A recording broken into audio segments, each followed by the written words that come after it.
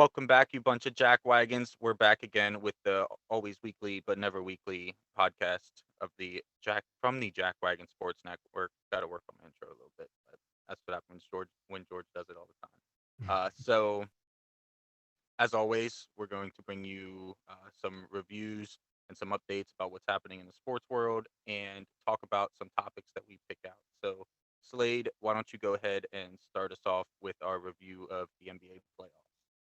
Yeah, so like you said, first we have the NBA up. Right now, it seems like the most competitive series we have is the Celtics versus the Heat. The series is 3-2 after last night's win by the Celtics.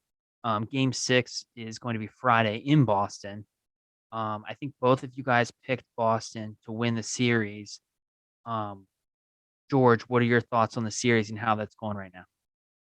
Uh, it's been super weird, honestly. I didn't get to watch too much of it because I was on vacation. Um, but I was, keeping up with the updates on my phone and stuff. Seems like, I mean, I know game one, I think Boston had like a 20-point lead and they blew it. Game two, same thing, but they didn't blow it.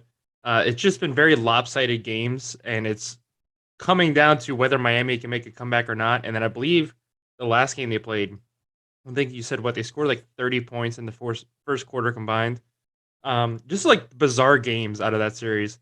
Um, I wish I could have got to watch more. But I mean, overall, it's been highly competitive. I know the last one, game five, went down to the wire still. Um, the Heat have been able to show that resilience. I know there's a little bit of question around Jimmy Butler now and if he's fully healthy. Um, and it was funny, Joel Embiid tweeted out the other night saying, Miami needs another star. So why doesn't he go down there and do it? But Yeah. anyway, still, it's been a really fun and competitive to watch. Um, just like just very weird seeing the scores. Like I said, Boston either blowing a lead, Miami's ability to come back, or just neither team able to score in Game 5 to start.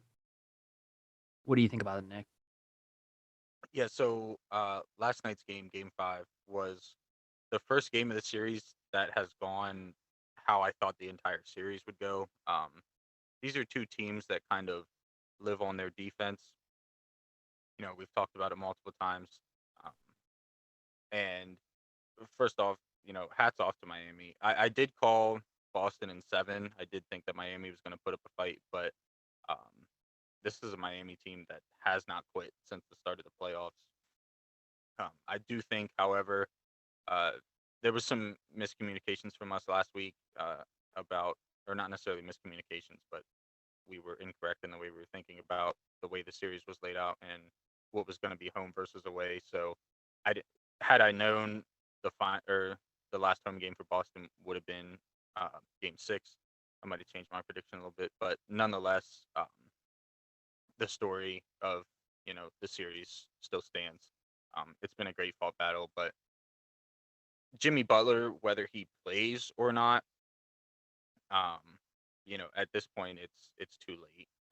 You know, like the comment Embiid made, they need another star. If Jimmy Butler is not 100%, that team is not 100%, and especially this time of year, you need to be 100% as a team to win games. I don't think Miami has, the support around him to go into Boston and, even this series up to send it back to Miami for game 7.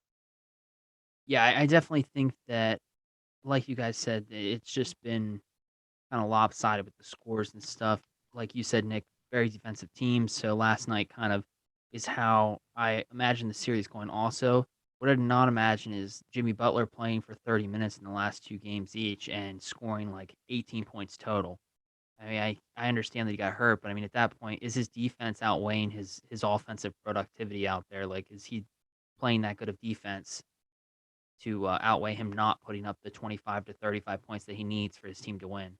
Um, like Embiid said, I mean, he had what's his name, Bam, and then he also has PJ Tucker, but neither of them are going off together on the same night. It's like off and on as to which one's going to score 20 points to help Jimmy Butler out. So it's Don't forget definitely, Tyler Hero. Yeah, he didn't play last game though, so I was just joking regardless. yeah, yeah, he was the unsung hero of the COVID team though, right? The Yeah, bubble games. yeah. The bubble games. In What a that time. series, Bubble boy. yeah, in that series, if I think that you guys are going to end up coming out on top on this one, I think that it's going to be either Game 6 or 7 that the Celtics win. I think that it's most likely going to be Game 6 just because Butler's not scoring enough points to help his team out, and it's in Boston. Um, the other side of the bracket is the Mavericks versus the Warriors. The Warriors have seemed to put up a pretty good fight against the Mavericks. They're 3-1 against them right now in the series. The one game the Mavericks won was in a tricky game because there was a weird statistic that it hadn't happened before, and the Mavericks actually beat that statistic. The home team during any sort of delay due to like water damage to the arena has always lost if the delay was more than 15 minutes, and the Mavericks won their game after being delayed more than 15 minutes the other night. I still think the Warriors are going to win in 5. Nick and I both picked them in 5. George picked them in 6. So I think that we'll see what you guys think. Nick, what do you think about the Warriors versus the Mavericks? Yeah. Unlike the other series, this one has gone exactly how I thought it was going to go. You could tell in the last series that the big names in Golden State were starting to catch fire. Clay, Curry, um, even Poole. He's been great all season. But you want to talk about somebody needing another star? Dallas is that team that needs another star. I mean, you have Brunson, who's played. That doesn't sound. Is it Brunson? Mm-hmm. Yeah. Okay, it didn't sound right coming out of my mouth. I started to doubt myself. He's played, really well, but in my opinion, at least, and this is no knock on him by any means, but I think that's more of a because he has to kind of thing. Um, and not, obviously, he's doing it when he needs to, so props to him. But he's not in today's league. You need either one person that's going to drop 30 points a game and a top defender in the league, or two people that are going to drop 30 points a game. Now, obviously, there are teams who might win without that, but just the way that everything's laid out right now, that's kind of how what the NBA has gone to, and especially when you're talking about a Warriors team that is, you know, as hot as they are in the playoffs, they're tough to beat for anybody, especially a team that you think about the Mavericks. They're not known for their defense. They're pretty much known for Luka throwing the team on his back and carrying him. And he's done everything that he can. But with this going back to the Bay Area tonight, actually, I don't think it goes any farther. What do you think about it, George? Yeah, I think tonight's the last night. The reason I said 6, I thought Dallas would at least put up a little bit more of a fight. I mean, granted, I think only one game they kind of got, I won't even call it blown out, but torched really. But other than that, I mean, I feel like they've kept it pretty close. I mean, as best they could. I just thought they might be able to sneak out, either win both games at home, or sneak like a road win out. But yeah, as of right now, I just don't see that happening. So at the end of the day, I mean, I don't think anybody picked the Mavericks to make it this far in the playoffs. So I think that's a win for them. Now they need to go into the offseason, and like you said, they need to bring somebody else in. And I know last year Luka kind of held out a little bit for returning to the team, and I think he's just signed a new contract. He was threatening not to sign with them. So I think it's a need they know has to be addressed, and it has needed to be addressed for some time now. So I definitely look for them in the offseason to either make a big trade or sign a key free agent or see if they can pick somebody up in the draft. But either way, I think, like I said, just valiant effort for them to even get this far and to be able to avoid a sweep, because I don't think anybody had them even finishing within 10 points of Golden State on Wednesday night. But yeah, so I'm going to take my original prediction, one game off, but yeah, I have the Warriors winning it tonight. Did you also see? Like, I understand what you're saying that he needs the surrounding cast. to help out and to make him want to continue to play in Dallas. Like you had said, there was questions in the offseason whether he was going to resign with the team or sign his extension, I guess, basically. But Mark Cuban had came out before the Warriors series and said that if it came down to him signing Luka or getting divorced from his wife, or I mean, to keep Luka, he would have to divorce his wife. He said you catch him at the courthouse the next day. I'm like, I don't imagine blame the him. imagine the would not- conversation he had to have with his wife after saying Oh that yeah. news outlet. I don't blame him though, because like Right. Luka's going to be a billionaire yeah. from playing for that team. If, Oh, yeah. if Mark Cuban's He is. like really serious about that, if he Yeah. plays there his entire career, he'll make $1 billion. Yeah. And we'll think about it. Does his wife like keep his job security? No, she doesn't. Like No. Luka does. So Yeah. Well, to be fair, Mark he Cuban doesn't need keeps the his, basketball. he keeps his own job security. He owns the team. well, yeah, but you Yeah, know, yeah. I'm just saying. And a bunch of other stuff. But yeah. So it seems like I'm the only one that's really hesitant on any of the series, and that's the Boston Heat series. You guys had picked correct with the Celtics. We all picked the Warriors. Not much change there. So, next, moving into our NHL review. I've been getting serious into watching. I'm watching every single game. I'm very proud of you. I'm flipping out through the text, but I work till midnight. You guys have to go to sleep early because you have to wake up and work at 6 o'clock in the morning. So I've blown your guys' group text up at like overtime, whatever it is. But Which is I great feel like- because I feel like we you're do the- that to you sometimes, though. So I feel like it's Yeah, when we're awake and like God Yeah, forbid it's a game we care about, like Yeah. Slate Or trying if- to yeah, work, you if- just if get Port- ding, yeah. ding, ding, like, So I'm gonna go down through all of them, and then I'll just pick on one of you guys to kind of go over your series and how you're looking at the series. Is okay. So in the first, we had the Lightning versus the Panthers. The Lightning just absolutely blanked the Panthers 4-0 in the series. They're going to play the winner of the Rangers and the Hurricane. The Rangers and Hurricane are playing their game 5 tonight in Carolina. That series is tied at 2. The Hurricane, all postseason so far, they've talked about how they're able to win it away, but they have a hard time winning at home, like getting the crowd going at home. I don't know what the deal is there. The Oilers versus the Flame on the other side of the bracket their series is 3-1 right now. The Oilers are kind of shocking some people, including both of you who picked the Flames. Their game 5 series is also tonight, and that's at Calgary. Then the last game would be the Blues versus Avalanche, which I kind of jumped the gun on, and I thought the Avalanche were winning last night to end the series. But there is going to be a game 6 in St. Louis. So the series is 3-2 right now. The Avalanche lead that.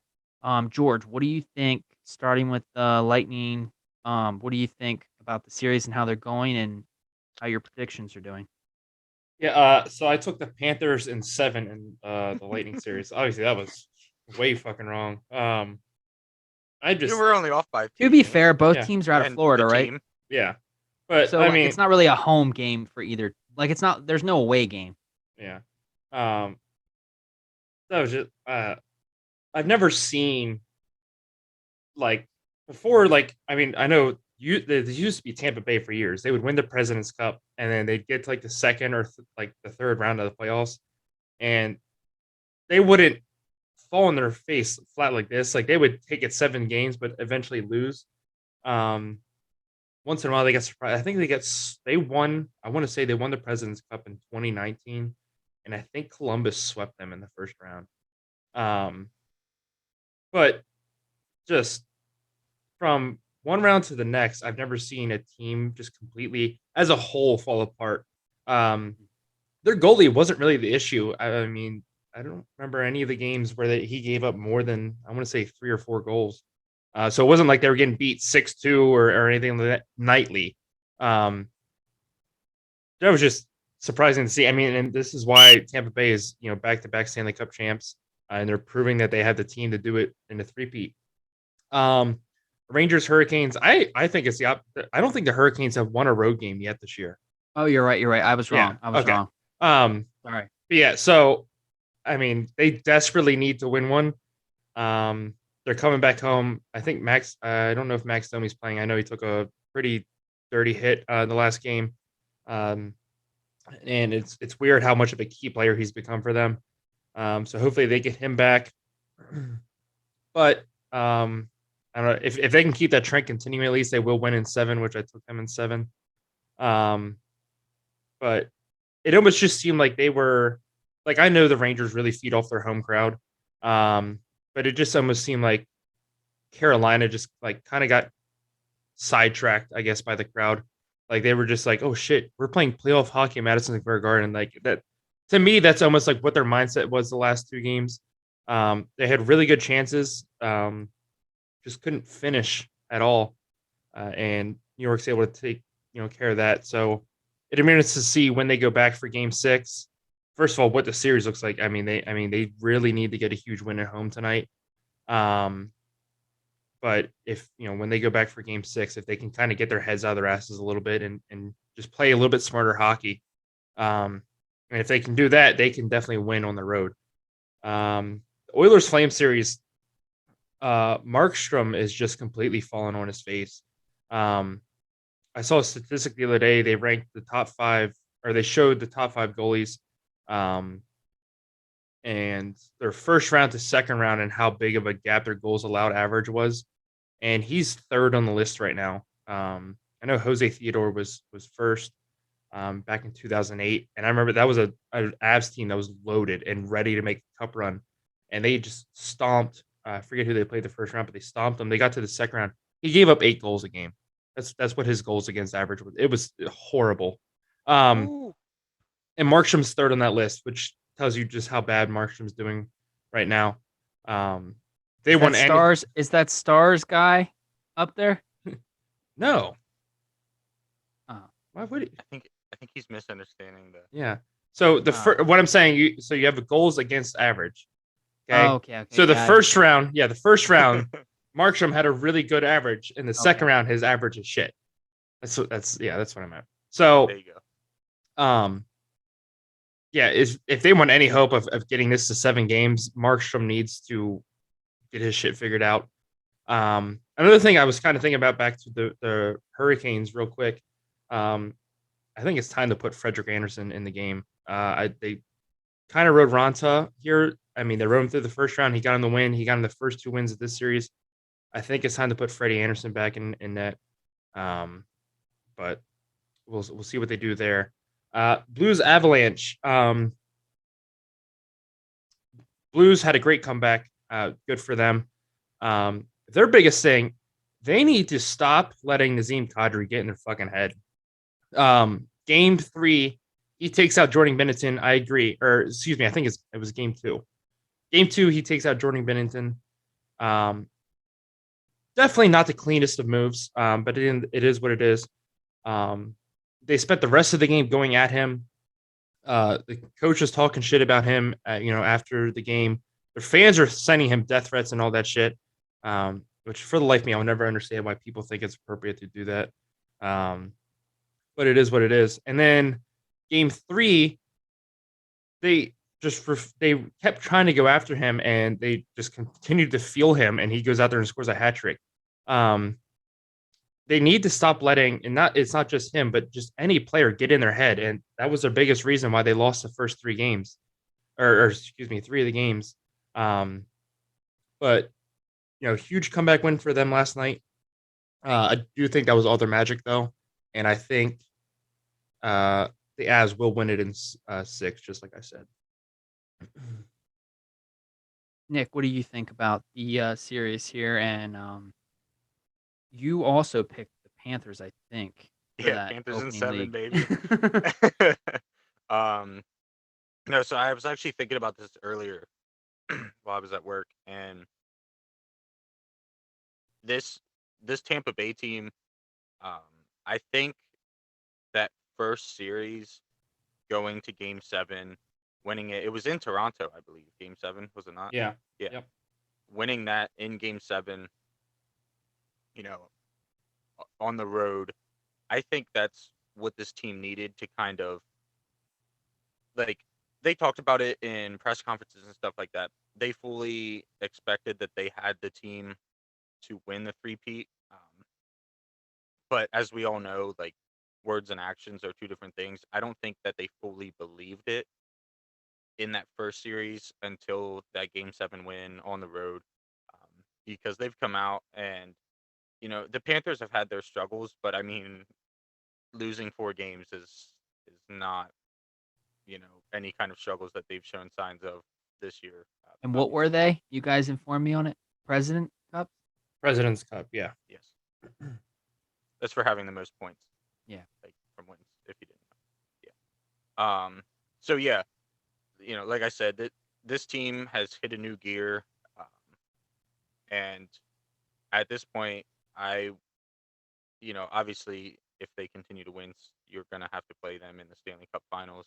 Um, Probably Colorado could be, somebody else, but nonetheless, this is gonna be a scary team to face because it's kind of like that shark that smells blood in the water.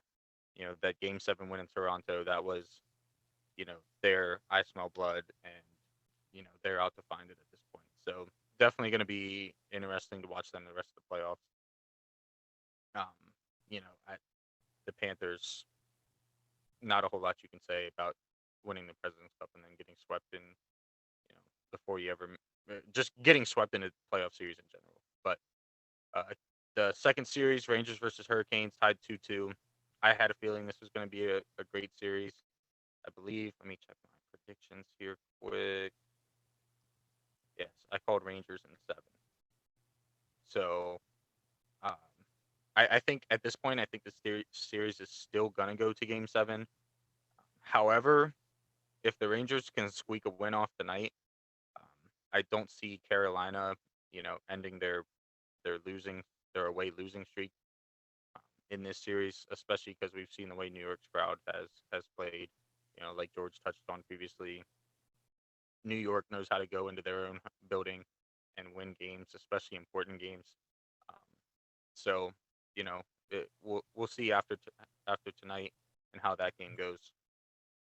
The Oilers versus Flames um, has me almost just surprised as the Lightning versus Panthers. I never would have, like, if you could have given me 100 chances to guess how that first series was going to go, Tampa Bay sweeping the Panthers would not have been one of my 100 choices. I can promise that. But nonetheless, Edmonton's come out and played really great. But at the same time, George was talking about Markstrom, and this was another thing that I was thinking at work today when George and I started doing the hockey podcast, and throughout the weeks as we did it, um, you can go back and listen. One week, I'm like, man, this might be the best team in hockey right now, and then the next week, I'm like, what the hell is going on in Calgary? This team looks like trash. Um, they made some pickups at the trade deadline that I thought was going to propel them up to that next level where you need to be.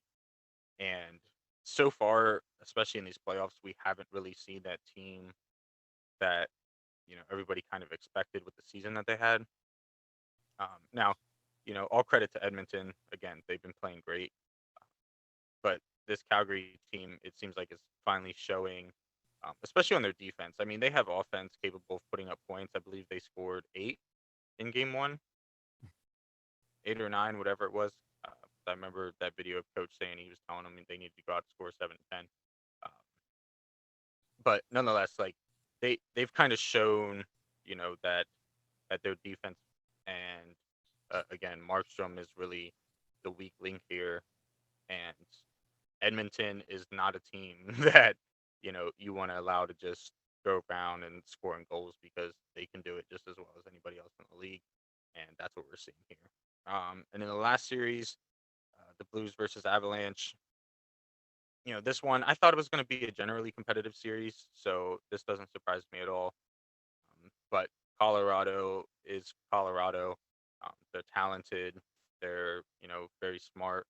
They know how to win games that they need to win. Even though this is going to St. Louis on Friday, I don't think St. Louis really has what it takes. Even if St. Louis pulls this off at home, to go, to Colorado, Game 7, with a team like that, I don't think they pull it off. My prediction for this one was Colorado in 6, so I'm gonna stick with. The only thing I'll say real quick, back to the Calgary thing, Calgary Edmonton. Marsham is playing how I thought Mike Smith would play, judging off his first round. So it's kind of interesting to see how that storyline flip flops, because the whole storyline for him first round was you'd give up really stupid goals at really bad times. And granted, Calgary did score a really dumbass goal on him the other day when they launched it from. They were just trying to clear the puck, and it came right to him in the net. And he Oh just yeah, stood there I've and it went seen right that. through him. So, but yeah, I mean, for Edmonton, that's the biggest reason they're up 3-1. Like McDavid is playing out of his mind, like he does every night anyway. But Mike Smith stepping up and being and playing as well as he has is the reason they're up 3-1. So, like I said, Marsham needs to step up, and if Mike Smith can keep this up, I mean, I'm gonna not go. They might win the cup, like because it's a round by round basis, obviously for him. So we'll have to see what he does in the next round if they get there. But he has to make it through game 5, 6, and possibly 7. But we'll see. Yeah, so I think that's pretty self-explanatory that none of us saw the Panthers getting blanked. I was the only one that thought that they had a chance at even winning a game 7. But even that was a far fetch when we were talking about it last week. The Rangers Hurricane, I've been sticking with the Hurricane just because I'm hoping that they can make sure that his new hometown area team can lose. But I think that, like Nick had said, I think that it would be even more surprising than Carolina losing the series than them not to win a game on the road at some point here. The Oilers and Flames, like George had said, that there's in the last 2 games here, there's 2 people that just fucking fly down the ice. It looks as if they're like in like the regular league, and the rest of the people on the ice are like JUCO players or something. And that's McDavid, and I think the other guy's name is McKinnon or something from the Avalanche. Yeah, Nathan McKinnon. Yep. That dude, like, he's doing like circles, like he's like spinning around in a circle to avoid somebody. This dude's like full fledged going as fast as he can, and this dude's just like ice skating out there like damn ballerina. Yep. Yeah, it's just I think that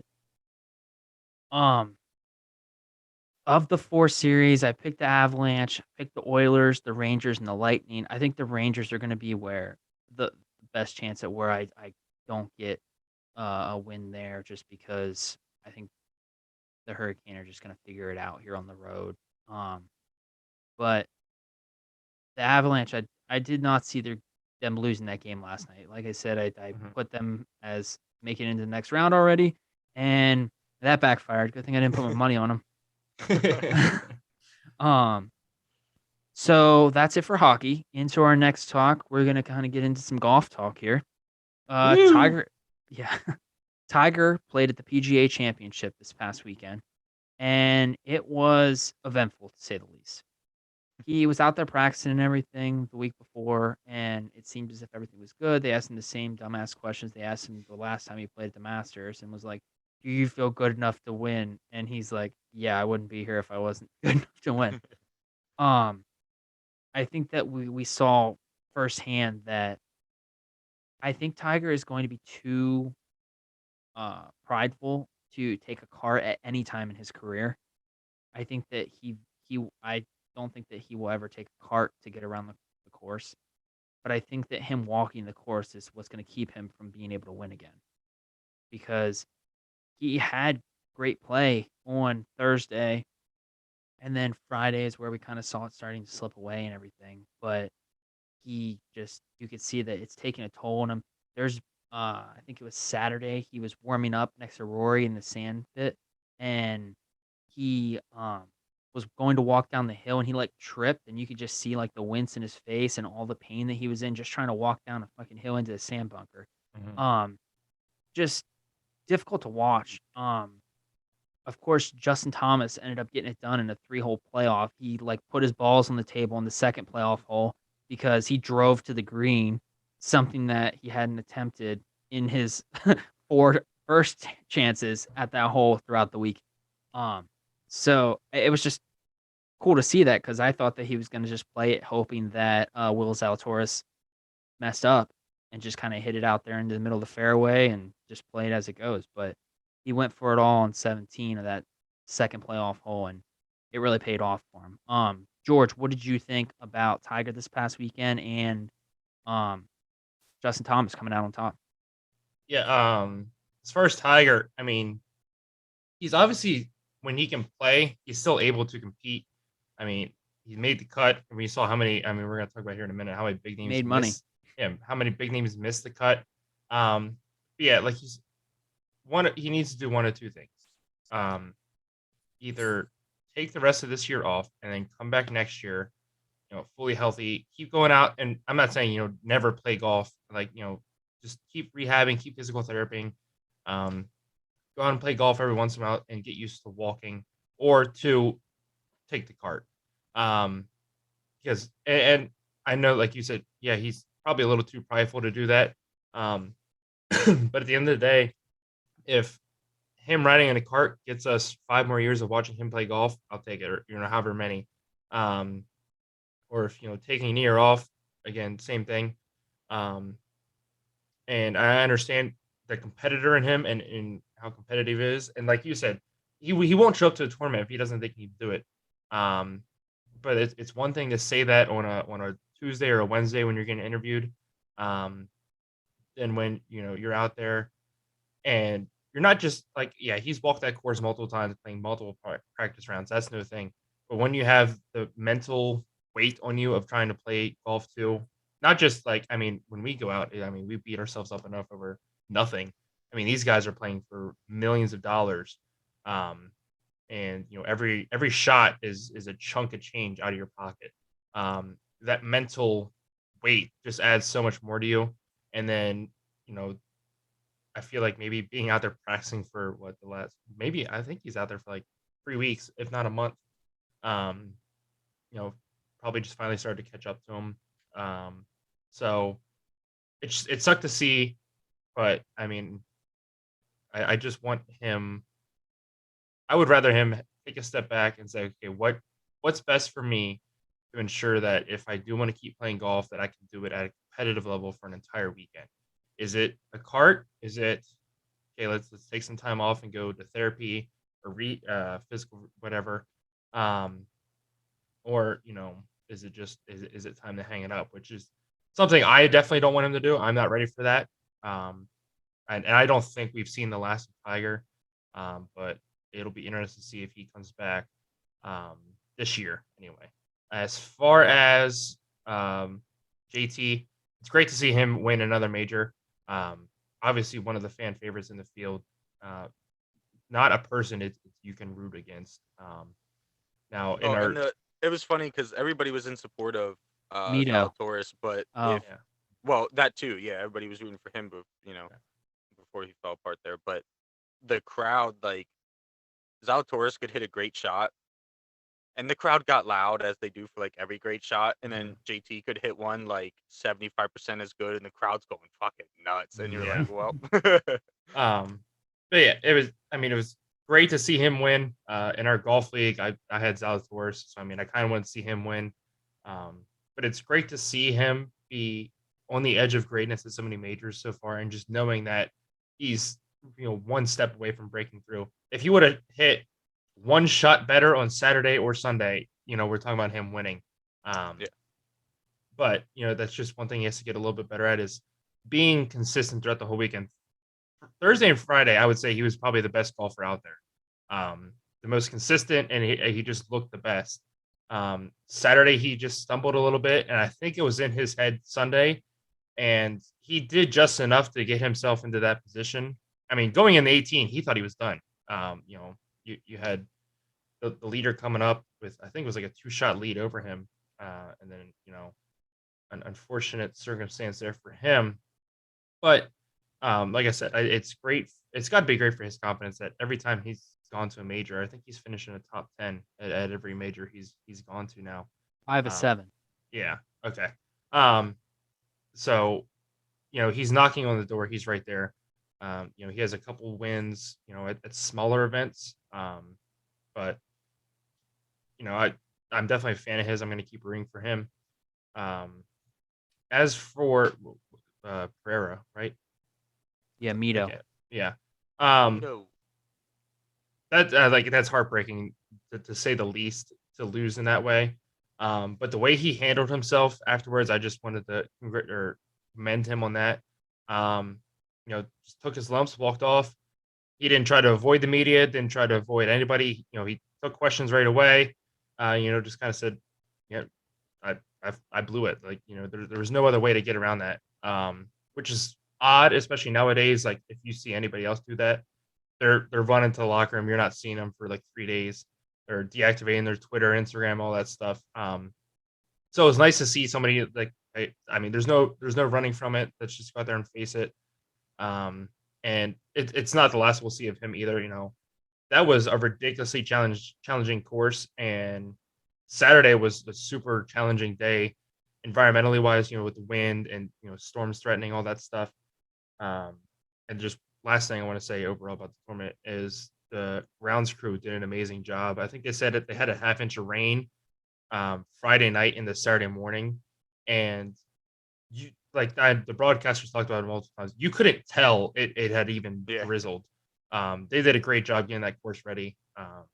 So, but super challenging course, and I know that he'll be back sometime and challenge for more majors and more wins overall. Nick, what were your thoughts on Tiger being back, the withdrawal, and JT getting the win? Yeah. So first up with Tiger, I believe I might have said something about. I don't know if I said something last week on the podcast or if it was after we were done doing our golf. When we were doing our stuff afterwards for golf, but um, they had him 14th in the power rankings. I believe you had touched on that it was kind of a pity ranking, um, and it was. There's no way around it. There was nothing anywhere that said, yeah, Tiger is going to come back and be one of the top 15 players in this. But nonetheless, it's Tiger Woods. I believe, I don't remember if this was something you had touched on in the podcast or not, but you had made the comment about how FanDuel and some other sports book like would have lost their ass if Tiger went on to win. So people still believe in Tiger. Tiger still believes in himself. So I think that's a good step one. Obviously, something needs to change. Um, he took a month in between, and he came back stronger and healthier. And to be quite honest, he looked worse than what he did at the Masters. Um, so at least in my opinion, he had a good day one, just like at the Masters, but I feel like his fall apart kind of happened faster. Again, was that all the practice rounds he ran? Was it whatever? Who knows? But something's got to be done if he wants to get back to competing like we all know he will, or all know he does. That's really all I have on that. Like, as someone who the first round or the first tournament of I almost said hockey, golf I've ever watched was the Masters, and it was because Tiger came back after being out so long. You say Tiger Woods, everybody knows who Tiger Woods is, and so I would definitely love to be able to watch him play more, as someone who's gotten into the sport. So hopefully, whatever it is that needs done gets done, and he continues, to compete. As far as JT, to you guys, I don't have to say a whole lot. You guys both know that he's my favorite golfer, and I was, I was still rooting. I was rooting more for Mito than I was for Zalatoris, just because George had Zalatoris on his team. So, but I was actually rooting for them both. I was like, whichever one wins, it's not a bad story. It would have been great to see until JT got to like hole 14.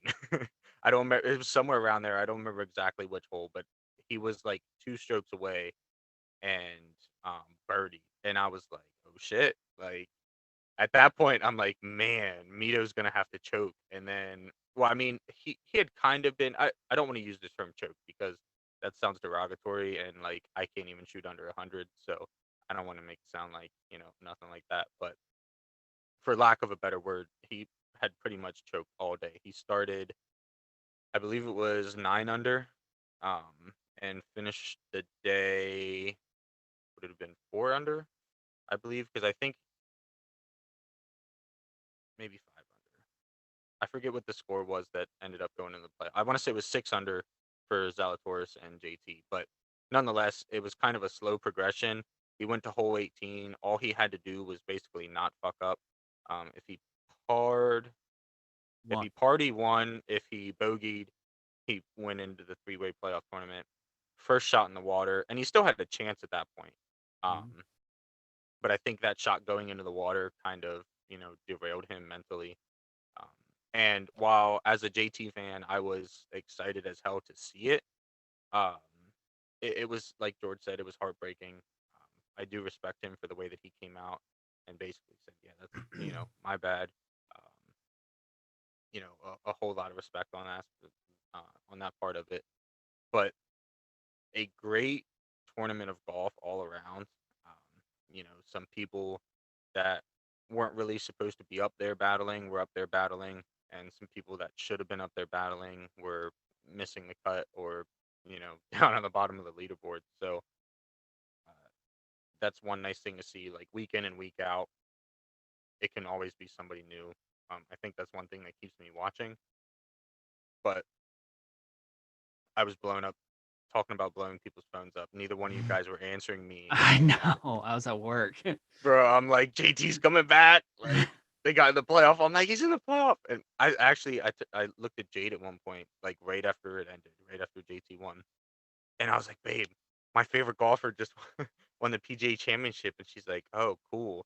And I was like, look, I know you don't care, but George and Slade are not answering me right now. Like, I need someone to give me some positive affirmation. yeah. So I took it to Twitter. I was like, whatever. But nonetheless, great tournament to watch. Yeah. And, hopefully more like that to come.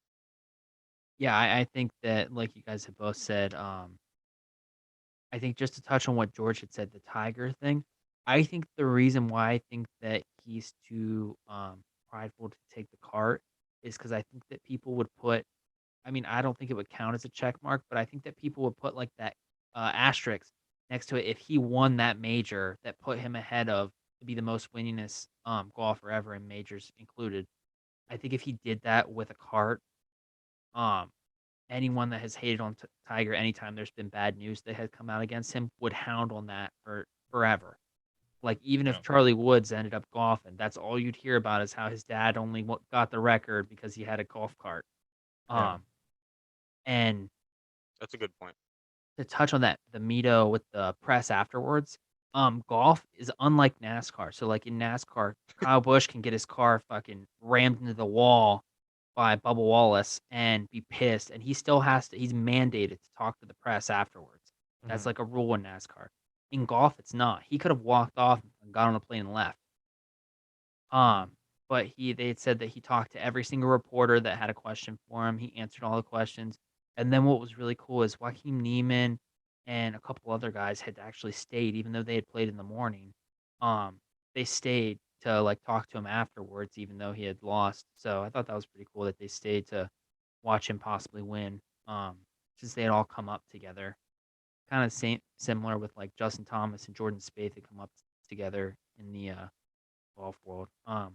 On to our next topic, kind of a this or that type scenario.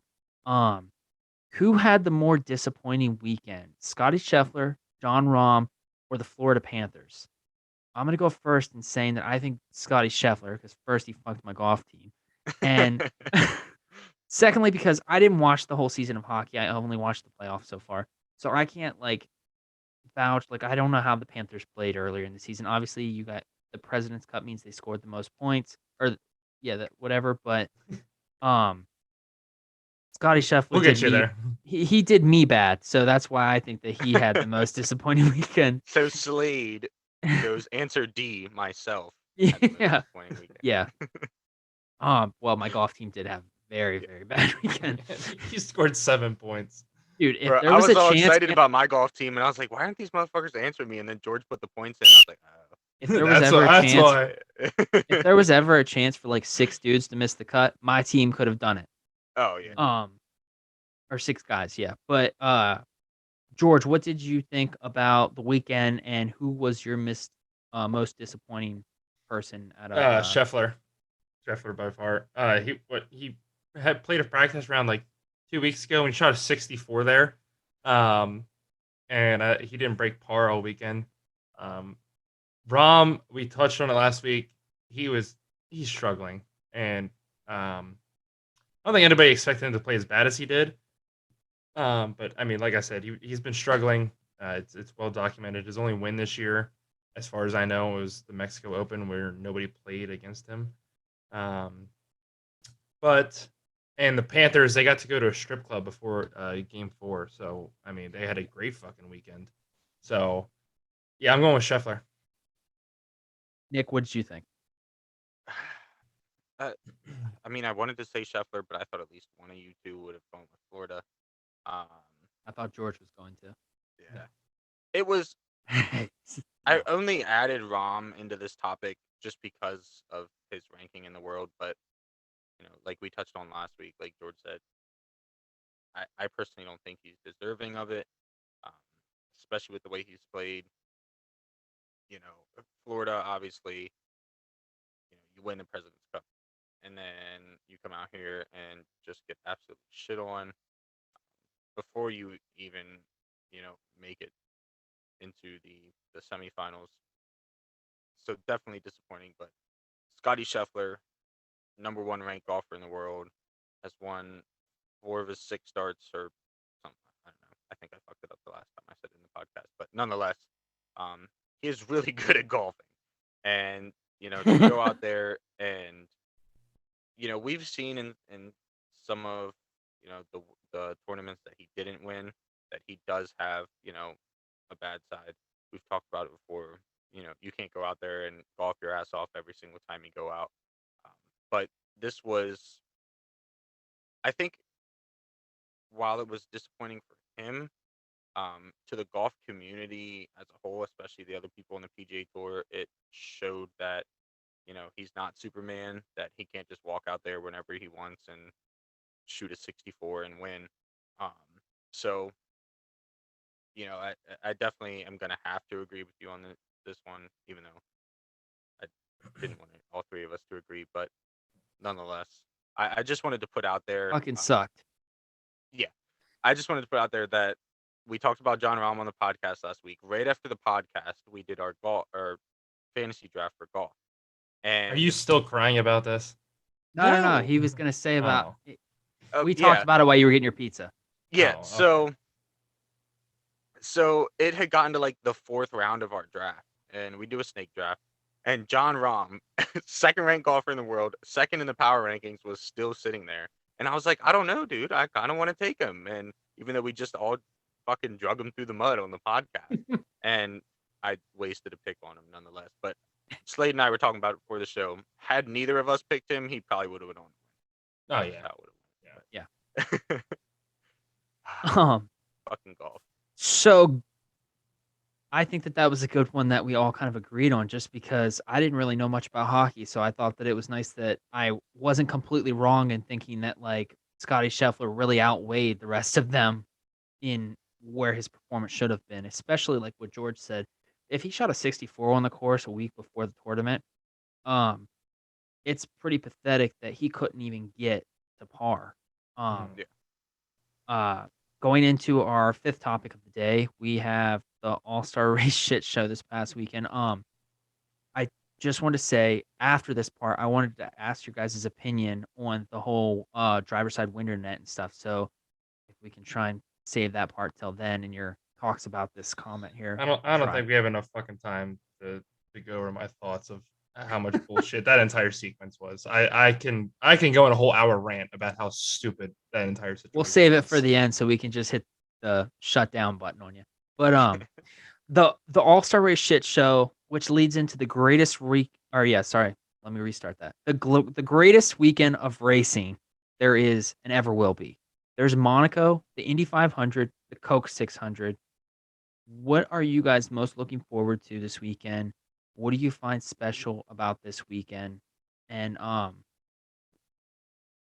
of the race that you think that you're most excited for, who do you think is your pick to win that race?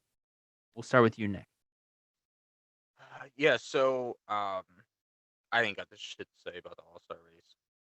I'm not even gonna waste my time. But as far as the weekend coming up, um, George wrote this topic. If you guys couldn't tell, and he's not wrong. It's the greatest weekend of racing that there is and ever will be. Three great races in all three, major racing platforms.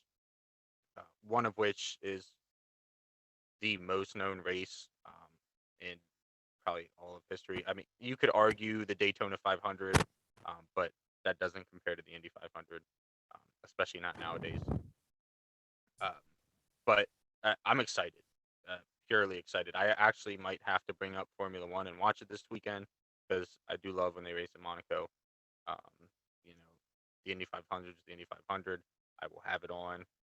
And the Coke 600, I believe, if I heard correctly, is the longest race in the NASCAR schedule, the only one that goes 600 miles. Hmm. Okay, yeah. So obviously, that's a spectacle in itself.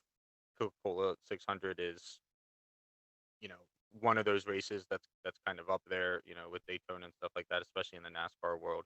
Um, but for me, what I'm most looking forward to has got to be the Indy 500. Um, everything. First of all, I don't think people think about this too often because it's in Indiana and it's in May. But it actually typically is quite fucking hot out there. And these guys spend hours in their race suits inside their cars, burning like 10 pounds of pure water weight from sweat. Hop out of a car, excited for a win, and get handed a glass of milk.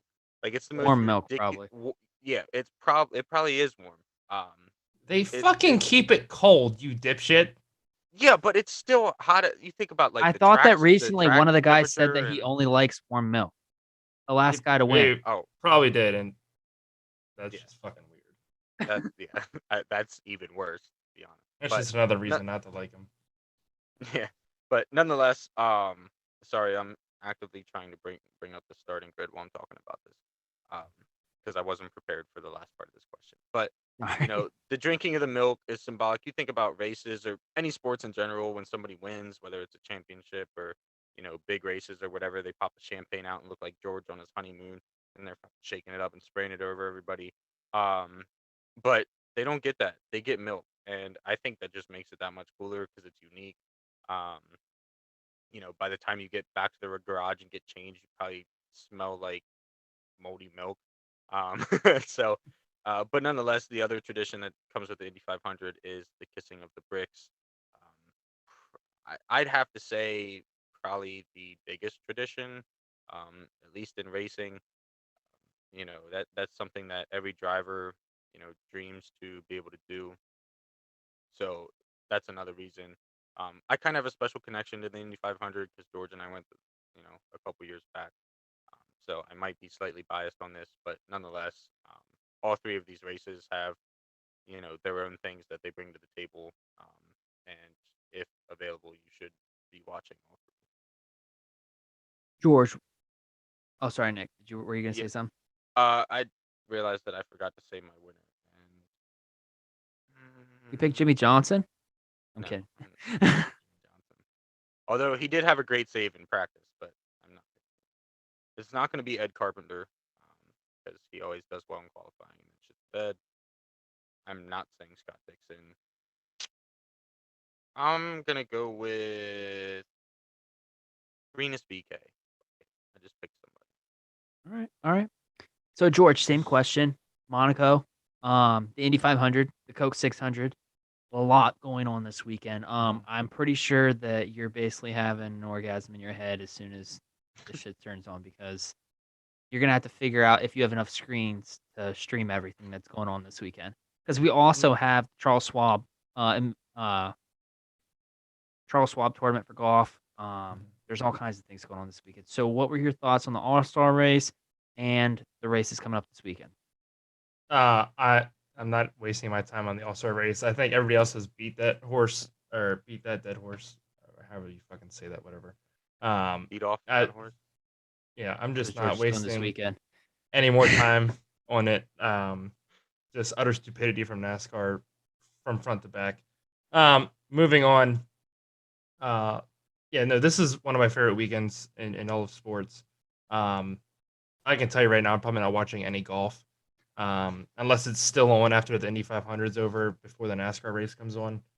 Um, but yeah, I'm very happy they moved Monaco back to this weekend.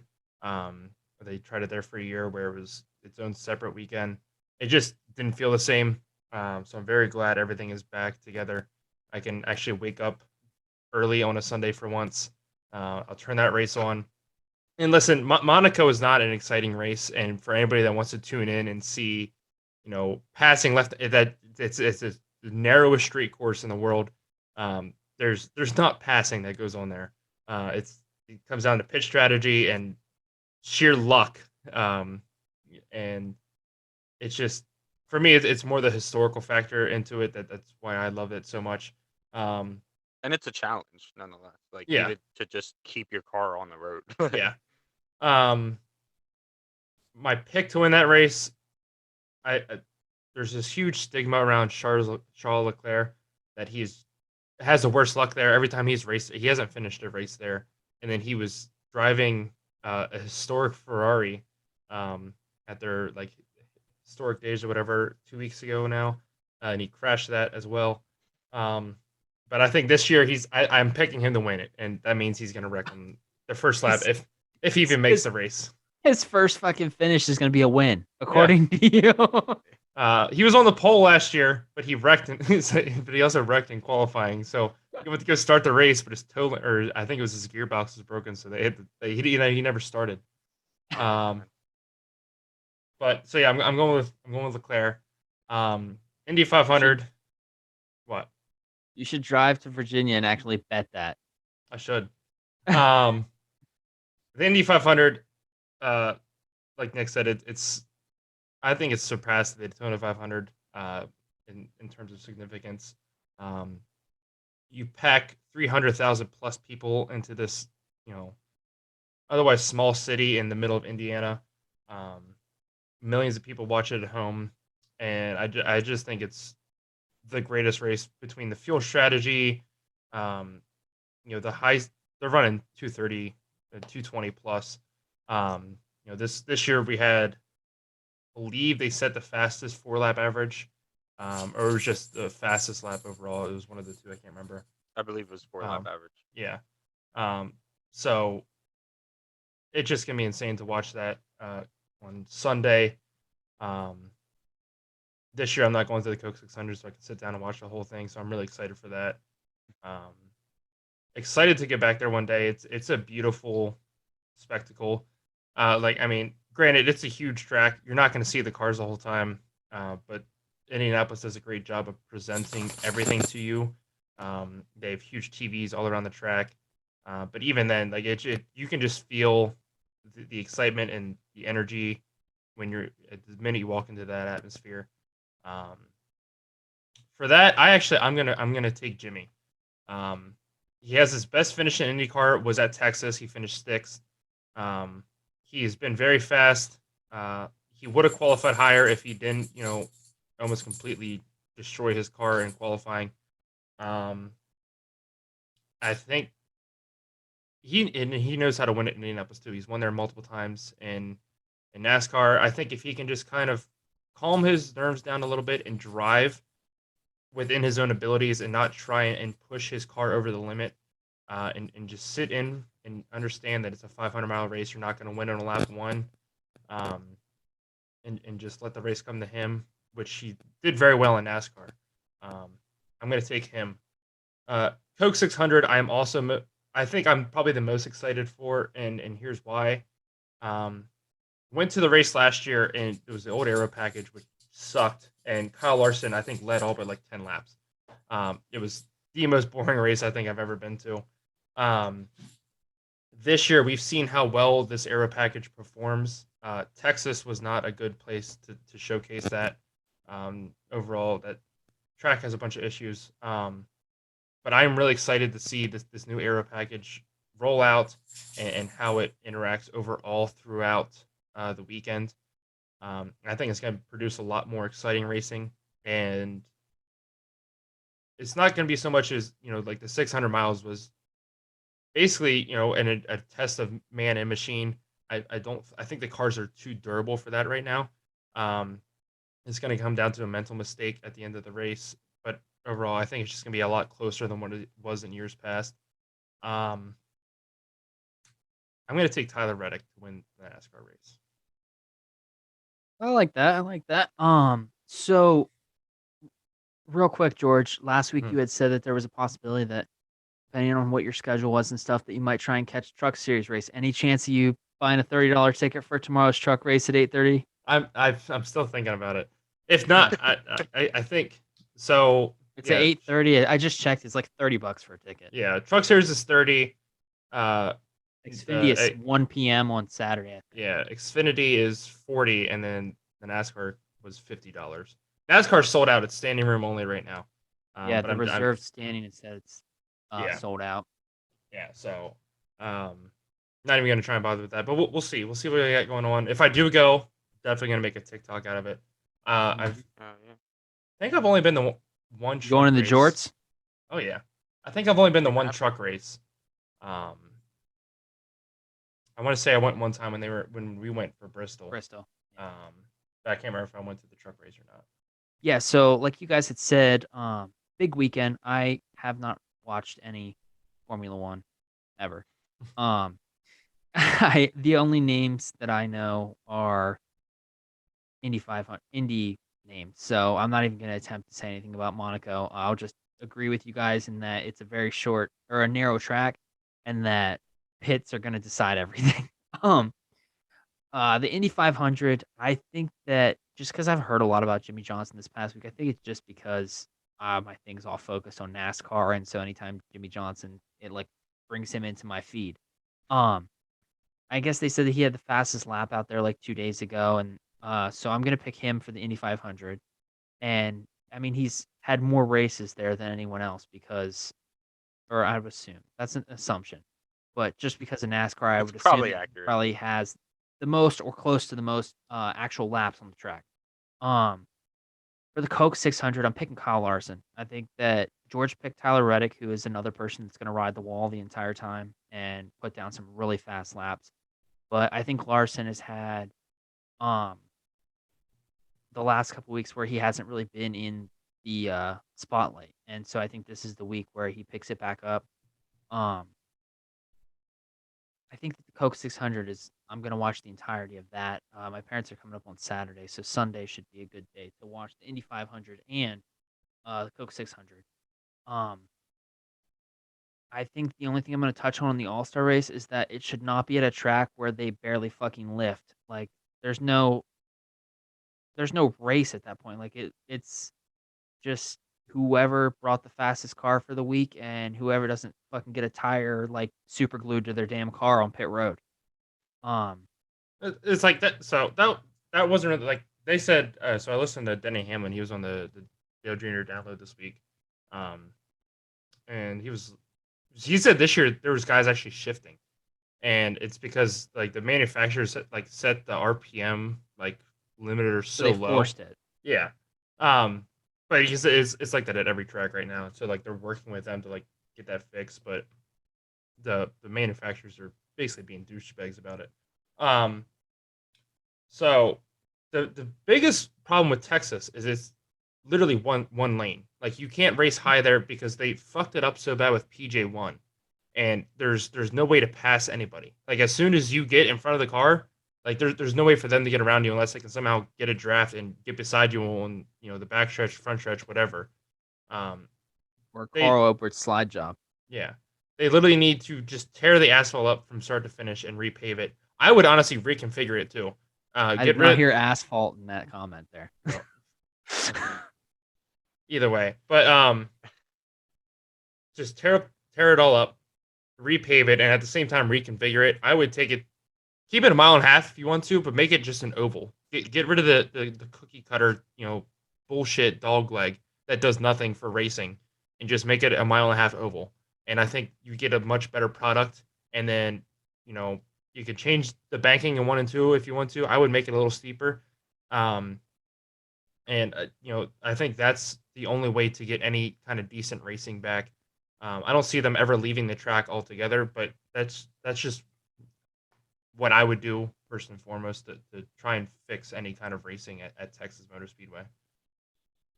I think that it's great that they're going to change. So originally there was just one person in each turn that reported to NASCAR that there was a wreck or something that they deemed important enough to cause a caution. And so now they're stating that they're going to put that their plan is to put 3 people in each corner so that there's a quick conversation between the 3 to determine whether it's actually necessary, because the shit show that it could have been had Ryan Blaney not won the race after the restart. Mhm. I mean, it's just everyone was past. Who was it? Stenhouse Jr. that spun out. Who would He didn't even spin. He barely touched the wall off the two. But yeah, right? it was Stenhouse. Yeah. But he was the one that they called the caution for, and everyone had passed him by the time the fucking caution came out. Ryan Blaney's a football field away from the start finish line, and so it's just chaos. And I understand that they try to make rules just for the All Star race to make things fun, like they do the pit stop for qualification, for qualifying and whatnot. But um, it could have been really bad. It's a good thing that it doesn't count for points, obviously, because it could have Mhm. been really bad if a situation like that happened and Ryan Blaney had not won the race after an ill called caution. Mhm. And that will wrap up our weekly, never weekly podcast from the Jack Wagon Sports Network. Again, my name is Nick. This is George and Slade. And if you haven't already, go follow the social medias. Show us some love. Hit us in the comments. Send us direct messages. Whatever it is. Check out the merch site. I believe I don't know if we have that. If there's any way to display that on Spotify or YouTube or anything. So if when you check out the social medias, it is in a link, or there is a link in all of the bios. Um, yeah, show us love. We'll see you next week. Bye bye. Peace. See you guys.